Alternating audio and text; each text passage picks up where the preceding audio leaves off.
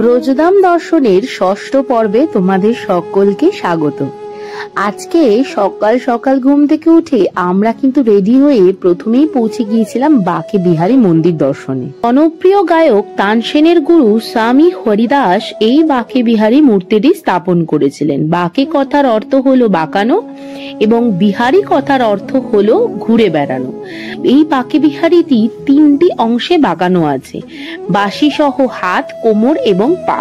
স্বামী হরিদাস ছিলেন শ্রীকৃষ্ণের একজন অনন্য ভক্ত। তিনি নিধিবনে ভজন করতেই ভগবানের পুজো করতেন এবং এই বাকে বিহারীটি হলো রাধা কৃষ্ণের একত্রিত মূর্তি, তাই এর অর্ধেক অংশে পুরুষ এবং অর্ধেক অংশে মহিলাদের অলংকার পরানো থাকে। আপনারা শুনলে অবাক হবেন, এই বাকে বিহারী মন্দিরের সামনে 2 মিনিট অন্তর অন্তর পর্দা লাগানো থাকে এবং মান্যতা রয়েছে যদি কেউ স্বচ্ছ মনে একইভাবে বাকে বিহারীর দিকে তাকিয়ে থাকে তাহলে সেই ব্যক্তির সাথেই নাকি বিহারীজি চলে যান।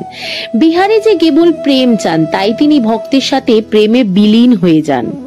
এই মন্দিরের আরো একটি অবাক করা তথ্য হলো এখানে কোনো সংখ্যা ও ঘন্টা নেই, কারণ বিহারীজি এসব আওয়াজ পছন্দ করেন না। এরপরে আমরা চলে গিয়েছিলাম বিহারীজির ঠিক পিছনেই মন্দিরটি অবস্থিত, নাম হলো রাধা বল্লভজি মন্দির। কথায় আছে রাধা বল্লভ দর্শন দুর্লভ, অর্থাৎ রাধা বল্লভীর ইচ্ছা না থাকলে কেউই নাকি মন্দিরে আসতে পারে না। রাধা বল্লভজি ডাকলেই আপনি এখানে আসতে পারবেন। বলুন সবাই রাধে রাধে। এটি হলো বৃন্দাবনের সবচেয়ে প্রাচীন মন্দির। এই মন্দিরটিতেও কিন্তু ঔরঙ্গজেবের আমলে মোগলরা হামলা করেছিল এবং অনেক কিছু লুট করে নিয়ে গিয়েছিল এবং মন্দিরের সেবায়িতরা আগে থেকেই জানতে পেরে রাজস্থানের ভরতপুরে এই মূর্তিটিকে নিয়ে গিয়েছিল এবং 123 বছর পর শ্রী হরিবংশ এই মূর্তিটি বৃন্দাবনে এনেছিলেন। যেভাবে স্বামী হরিদাস নিজের হৃদয় থেকে বাকে বিহারীর মূর্তি প্রকট করেছিলেন, ঠিক সেইভাবেই দেবাদিদেব মহাদেব নিজের হৃদয় থেকেই এই রাধা বল্লভের মূর্তিটি কিন্তু প্রকট করেছিলেন। তার ঘটনা হয় অন্য কোনো দিন বলবো। আমরা এবার এই দুটো মন্দির দর্শন করে চলে এসেছিলাম বাকে বিহারীর সামনে যে খাবারের দোকানগুলো ছিল সেইখানে। সেখান থেকে আমি নিয়েছিলাম একটা মশলা ধোসা আর একটা নেওয়া হয়েছিল সাম্বার বড়া, আর অনেক কিছু টুকিটাকি ছিল, নাম এখন আর মনে নেই এবং খাবারগুলো জাস্ট দুর্দান্ত ছিল। তো সেই সব খেয়ে আমরা চলে গিয়েছিলাম কিন্তু আবারও মন্দির দর্শনে। এবার আমরা ওখান থেকে খেয়েছিলাম কিছু পেঁপে, যেটা নাকি আমার ফার্স্ট ডে বৃন্দাবনে আসার পর থেকে খাওয়ার খুব ইচ্ছা ছিল। ওখান থেকে আমরা চলে গেছিলাম শেরাবালি মন্দির অর্থাৎ মাতারানী মন্দির দেখতে।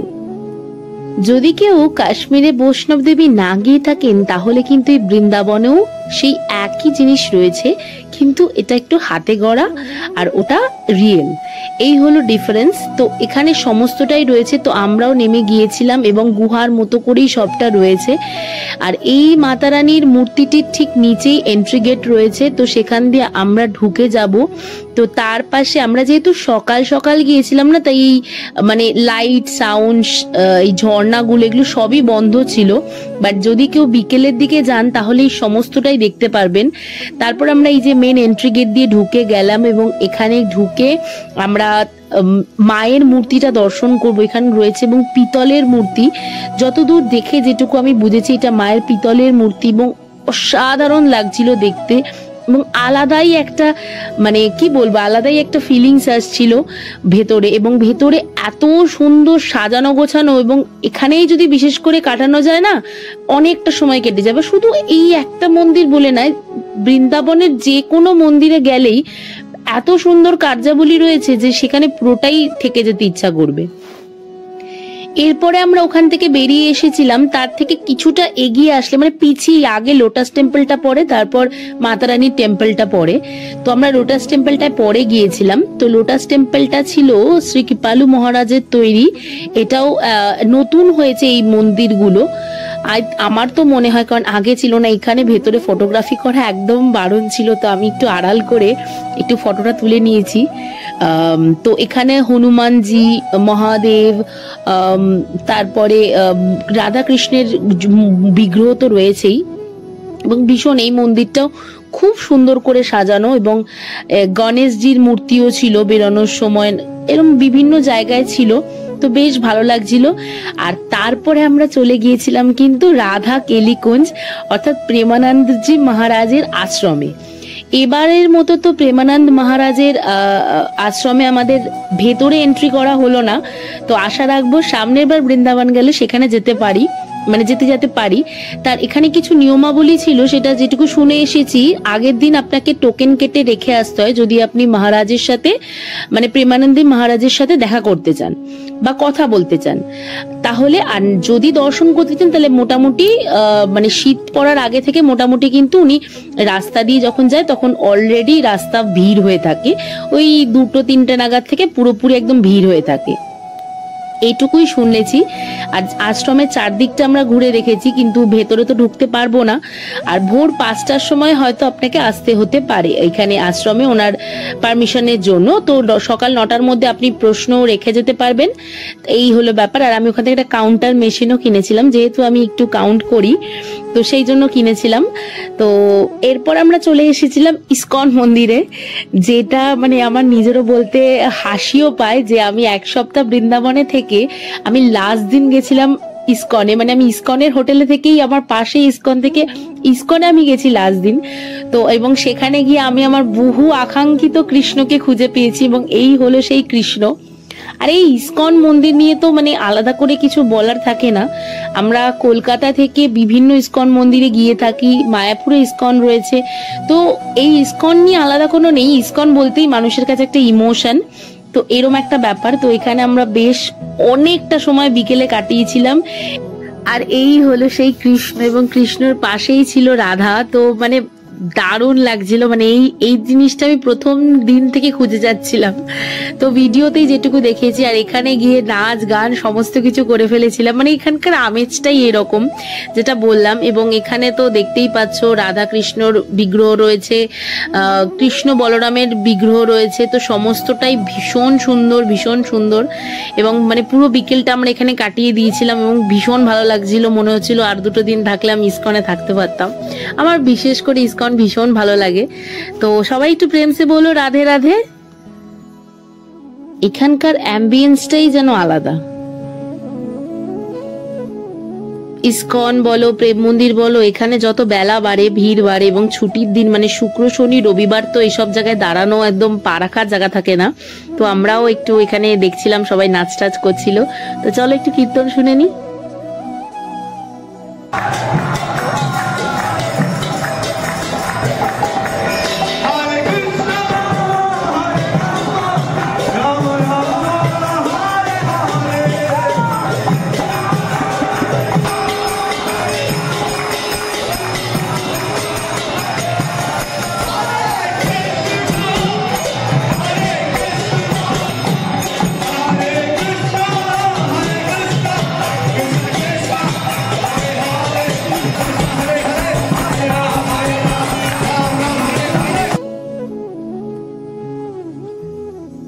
ইসকন মন্দিরের ছবি বা ভিডিও দেখলেই দেখতে পাবে দুদিক থেকে দুটো সিঁড়ি উঠে যায়। তার একদিকে রয়েছে এরকম বিভিন্ন রকমের চিত্রকলা দিয়ে সাজানো পুরীর রথ, যেটা মহাপ্রভু নিয়ে গিয়েছিল সেই রকম একটা।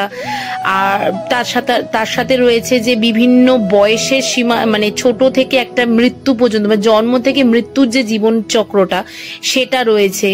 তাছাড়া রয়েছে গোবর্ধন পর্বত উঠিয়েছে কৃষ্ণ, সেই জিনিসটা রয়েছে। এছাড়া মানে আমাদের যে এই ইসকনের যে প্রবক্তা তার যে জেনারেশনটা রয়েছে সেটা রয়েছে। আর আরেক দিক দিয়ে যে এই লাইনটা উঠে যাচ্ছে এখানে হচ্ছে হরিনাম রয়েছে। তো এখানটায় আমি ভিডিও করিনি, তো এখানে কিন্তু তুমি 108 বার যে হরে কৃষ্ণ কৃষ্ণ কৃষ্ণ হরে হরে, হরে রাম রাম রাম হরে হরে, এই জিনিসটা বলতে বলতে এই মহামন্ত্রটা তুমি বলতে বলতে 108 বার যাবে। তো সেই জিনিসটাই পুরোটা রয়েছে, এই ব্যাপারটাই রয়েছে। আর বাইরে এরকম কৃষ্ণ বলরামের একটা মূর্তি রয়েছে, এরকম ভীষণ ভালো লাগছিল। মানে বললাম না, ইসকন জিনিসটাই একটা আলাদা ফিলিংস এনে দিচ্ছিল নিজেদের মধ্যে। তো এরপর আমরা চলে আসি গোবিন্দ দাসে, যেটা ইসকনের একটা নতুন নতুন বলবো না, মানে একটা ইমোশন, সেটা হলো এইখানকার মিষ্টি। তো এখান থেকে কিছু টুকটাক মিষ্টি আমরা কিনে খেয়েছিলাম, যেহেতু পরদিনই বেরিয়ে যাচ্ছিলাম তাই আমরা বিশেষ কিছু মিষ্টি রাখিনি। এরকম একটা রাবড়ি নিয়েছিলাম, একটা রসগোল্লা, একটা কেশর ভোগ নিয়েছিলাম, আর ইসকনের এই ফ্রি খিচুড়ি, যেটা আমার মনকে পুরো তৃপ্তি জুগিয়ে দিয়েছিল। এরপর আমরা এখান থেকে চলে গিয়েছিলাম কিন্তু প্রেম মন্দির দর্শনে। বিকেলে রেস্ট নিয়ে আমরা চলে যাই প্রেম মন্দির দেখতে। প্রেম মন্দির হলো ভারতের উত্তরপ্রদেশের মথুরা জেলার বৃন্দাবনে অবস্থিত একটি হিন্দু মন্দির। জগৎগুরু শ্রী কৃপালুজি মহারাজ পঞ্চম মূল জগৎগুরু দ্বারা প্রতিষ্ঠিত। এটি জগৎগুরু কৃপালু পরিষদ একটি আন্তর্জাতিক অলাভজনক শিক্ষামূলক আধ্যাত্মিক এবং দাতব্য ট্রাস্ট দ্বারা রক্ষণাবেক্ষণ করে। মন্দির কমপ্লেক্সটি বৃন্দাবনের উপকণ্ঠে 55 একর জায়গা দখল করে এবং এটি রাধাকৃষ্ণ এবং সীতারামকে উৎসর্গকৃত।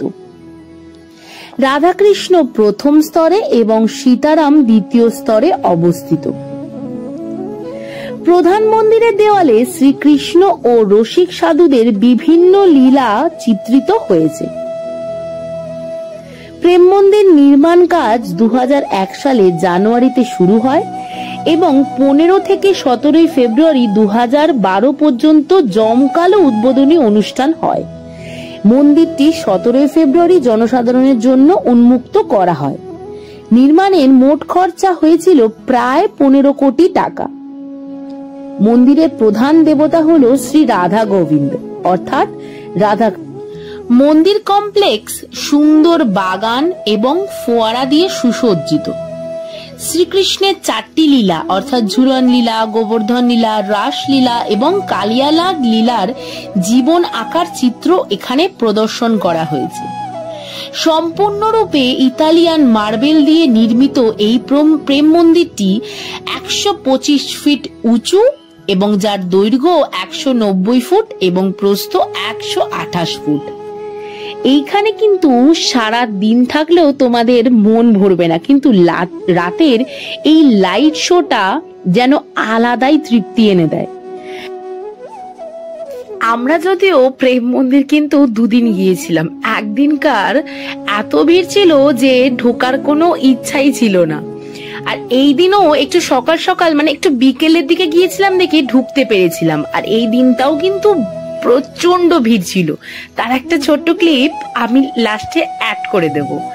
আর দিনটা যেহেতু রবিবার থাকায় এখানে কিন্তু আগেই বললাম শুক্র, শনি, রবি বৃন্দাবনে মারাত্মক ভিড় হয় এবং জ্যামও থাকে প্রচুর। তো চলো আজকের মতো ভিডিওটা এখানেই শেষ করছি, তার আগে ক্লিপটা শুনে নাও। বাঙালি দুর্গাপূজা জানেন তো, সেই ভিড়টাকে দেখুন, এই প্রেম মন্দিরের ভিড়টা হার মানিয়েছে। একবার প্লিজ ঘুরে দেখেন।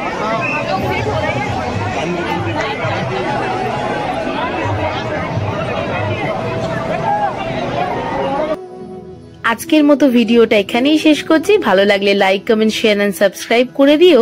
আর অনেকটা দেরিতে ভিডিও দিলাম দেখে আগের গুলো দেখতে ভুলো না, সেগুলো কিন্তু লিংক আমি ডেসক্রিপশনে এবং আই বাটনে দিয়ে দেবো। তো আজকের মতো আসি, টাটা, দেখা হবে পরের ভিডিওতে। আজকের মতো রাধে রাধে।